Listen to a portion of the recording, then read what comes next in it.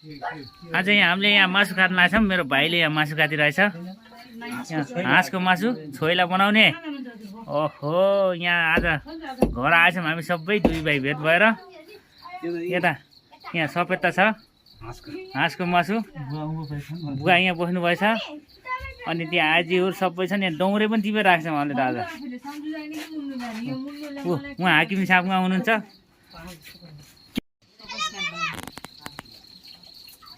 ल आज यहाँ हामीले मासु काट्न लाग्छौँ हाँसको मासु। छोइला बनाउने। मेरो भाइले यहाँ मासु काट्न आएछ। यहाँ दौरे टिपेछौँ। दौरे पनि छन् निउरो पनि छन्। आज हामी अर्ग्यानिक धेरै वर्षपछि हामी भेट भएर यहाँ के को मासु रे हाँसको मासु खान लाग्छौँ। मेरो भाइले कस्तो राम्रो काटिरहेको छैन नि त। खाने भए सम्पर्क गर्नु ल है। बुवा त्यहाँ बसेर गफ छाड्नु भएछ। अनि यहाँ स्वीकृति यहाँ छ। खाना पाएर सब खुसी भएछन्। सुरु खेताल त्यहाँ आन्दा